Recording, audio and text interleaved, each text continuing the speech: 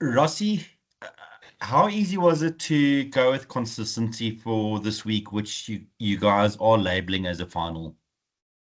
No, not easy. We would have liked to, I think, one, two, three, four changes in the team, and probably a guy like Ox had missed out last week, and Bongi was away with some family illness there. Grant was injured, and yeah, Jesse was probably a change with what Argentina bring in terms of the backline and the speed and the way they really open up the game. So we would love to give Andre a chance and obviously Franco is not here and same with Faf, same with Mapimpi. So yeah, we would have loved to do that. But we thought, only 2 days of training, maybe just 2 training sessions, you can't change too much. So I guess that played a big role. But we tend to think we're a squad of 40 players and we can interchange. But with just 2 days of training, that wasn't too easy to do. Thank you very much, Z. Good day, gentlemen. Rassi, just based off what we've seen over the past season with the inclusion of Tony, how much freedom have you given players like Mani, Damon Willemse, and Sasha to express themselves? Yeah, I think when we lost to Australia, when we were 22-0 up, people tended to think maybe, it looked like obviously, and we understand that we're giving too much freedom. And I think, we just don't coach per department. We try to think that the defense complement the attack and the attack the kicking game and all of the other things, set phases and so on. So it's definitely not something that changed dramatically in the last 3 games. Since Tony's been with us, he's trying to find. We're all trying to find the balance between. We're all obviously chasing the perfect game, and last Saturday wasn't the perfect game. I mean, 60 minutes into the game, the game was actually in the balance. But I think the way the set phases go and the way the defense went, eventually guys could use the individual skills within the structure. So yeah, we definitely don't box them in. But different players got different skill sets. When Andre is playing, we don't tell him exactly how to play. The same when Grant's playing or Sasha is playing. So I don't think there's a shift in that in terms of our mindset. Rassi, and good afternoon, gentlemen. Rassi, you generally change teams from game to game with bigger plans in mind, with tours and stuff. But have you probably arrived at somewhere you think is your what you'd call your first choice side? No, definitely not. We just have 2 days of training. So we only arrived on Monday, and last night we only did team announcement last night. We have a training session today and tomorrow. So no, this is definitely not our strongest team. Rassi, just if you look at your kicking strategy, it's really sharpened your threat, especially over the last 2 games. A lot of kicking out of hand, ball out of hand, which would put the ball behind the opposition. I see they predict quite a bit of wind, quite bad wind on Saturday. Would that mean you would adopt a more ball in hand kind of approach? We're not sure what the weather will do on Saturday. Today it's a beautiful day. It's warm. The pitch is great. It feels really like South African conditions, and obviously it can change in a heartbeat.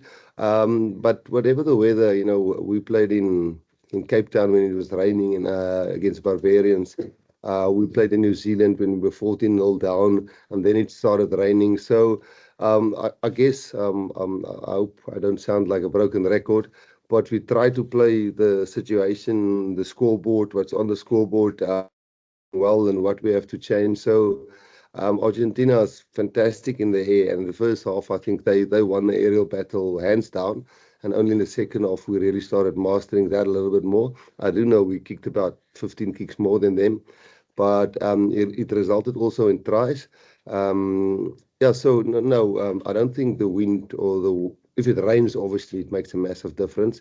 But we had the wind where did the wind blow? Was it in Durban? We also had the pretty windy situation, and in Auckland. No, we don't plan to kick more. Yeah, but this one's for you. Naturally, this is Argentina's home game, home fixture, but Twickenham, is pretty much a home game for the Springboks as well, with the amount of South Africans, the number of South Africans that are there. Is that something that just kind of adds value for the Springbok players, knowing that they'll have and enjoy so much more support as well at Twickenham? Yeah, obviously last time we played here against a neutral team was the All Blacks, and there was quite a few South Africans. But yeah, we don't go in the week talking about how much support there will be for us or not for us. We just try to focus on the task at hand. Obviously, we know what's at stake, so yeah, we're going to put it into training sessions this week, and hopefully we get a great result this weekend. And if there's a lot of South African supporters, then obviously that's a massive bonus. But yeah, that's definitely not something we talk about or hoping there's going to be a lot of South African supporters. We just want to arrive on Saturday and play a great test match. Hello, Rassie. Hello, Eben. Rassie, my questions for you. Before the Wellington test this year, you said it was almost a 24-hour-a-day job just to keep the belief going, to make sure the players believe that they can win in Wellington. Is it a little bit different this week after such a brilliant performance, where it's almost a 24-hour-a-day job just to make sure you keep the players humble and hungry and grounded? And then just a cheeky second question, Rassie. World Cup possibly coming to South Africa in 2035. Rassie and Eben, are you guys maybe keen to extend your playing and coaching careers by another 10 years? The second question, I don't know what's a tongue-in-cheek answer, but I don't think either of us will last that long till 2035. It would be great if that happened. Not us, I mean, that it comes to South Africa, but I don't think we'll be around still then. No, I think history has shown, when we lost 57-0 to New Zealand, the next weekend, I'm talking about 2017 or 16, I can't remember. The next weekend the score was 14-12, all with 2 points. 2 points at Newlands. We know how things can turn around. We lost to New Zealand by 7 points in Auckland, and the next week we gave 40 to them. So luckily it's not the players who's writing themselves up and who's making a hell of a fuss about themselves. It's people, and it's great, and we love the support, and we appreciate the media on what they do. But the reality is, you're going to play against an Argentinian team who will be hurting, and we know when we've been hurting, I will pitch up the next week. So and I also think with having players like Eben and Sia, Peter Steff, I can name Ox, a lot of guys that's really experienced. I don't think we'll fall into the trap to think we all of a sudden. It was far from a perfect game. There were brilliant performances, but I don't think if we lose this game, it would not be because we think we're the business. That we'll make sure of. If I've got my maths correct, I think you've had 28 different try scorers this year. Just looking at it generally, with one game of the Rugby Championship to go, how pleased are you with the way that the squad's evolved, both in terms of the depth and in terms of the attack, and how many different threats you've got? I didn't know that's interesting. I'm not sure how many of our forwards and how many of our backs and so on. But we try to do things together, and again, we're feeling for a few guys who can't get the opportunity just because it's really a bit of a short turnaround, and we had to get some clearance on a few injured players today, and we really only could confirm the team about an hour ago after the training session to go through that. So it's nice with chopping and changing. Eventually, chopping and changing become normal, and combinations start to click really fast. Then it's Damien and Kainan and Jesse and Damien, Gaza and Kainan.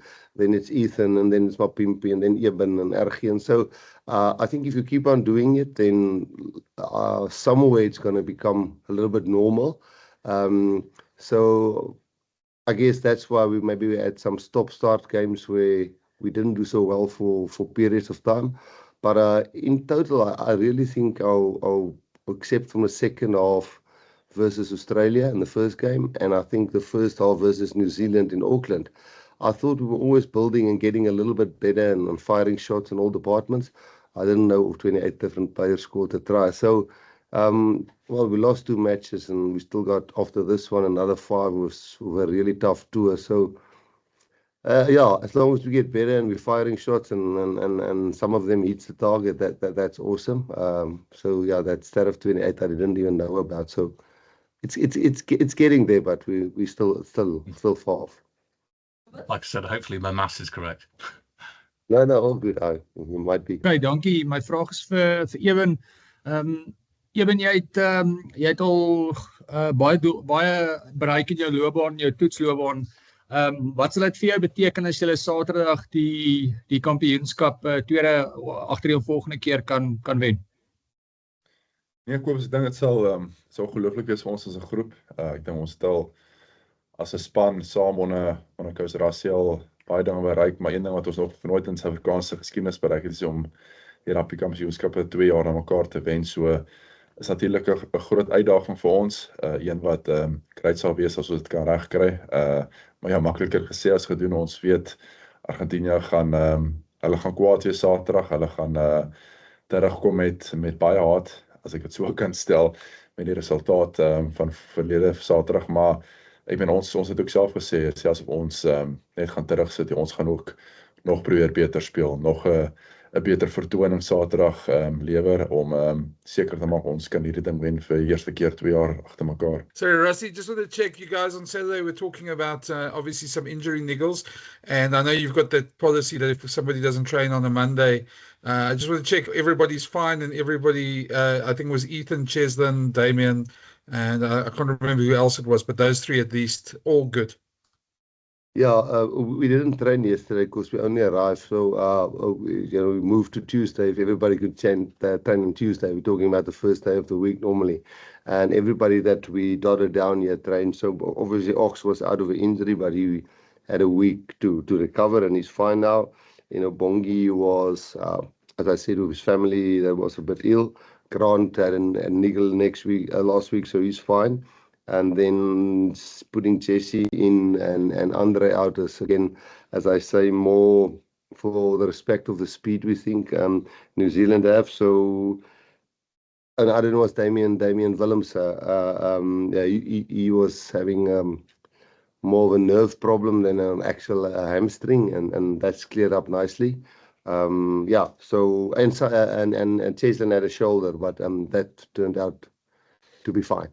Rassie, hierdie eens vir jou, net in terme van die span keuse, net hoe moeilik was dit vir jou, soos jy gesê het, min tyd wat natuurlik jy gehad het om voor te berei vir die volgende toets, maar dit en natuurlik die bekering wat jy moet nou ook aangedink het? Ja, moeilik om 'n span te kies. Dit raak elke week moeiliker. En ons wil graag, ek het gister na die wedstryd minute gekyk van die ouens en obviously ou soos Fab wat net 45 minute gespeel het, maar dan ou soos Krappies wat regtig goed gespeel het, toe hy opgekom het en regtig goed gespeel het. Maar dan Grant is weer terug en hy gee ons 'n bietjie meer opsies op die vleuel en op 9. So nee, is 'n baie moeilike span om te kies. Is jammer van Sous, ongelukkig hy 'n bietjie familie tragedie daar. En dan dink ons Sous ook 'n kans wou gee, obviously. En ek dink aan die ander kant, die ou soos Handrey, baie mense sal sê, maar hoekom speel Handrey nie? Is 10-1, en dis 'n bietjie van 'n waagstuk natuurlik nie, oor ons dink die ander ons kan dit nie doen nie, maar ons dink wat Sasha en Mani uit hierdie game kan leer, wat ons weet Handrey kan doen, kan vir ons baat wees of baat vind daar uit in die toekoms. Uit lekker ervare ouens rondom hom met en ou soos Jesse wat van die bank afkom en dis so.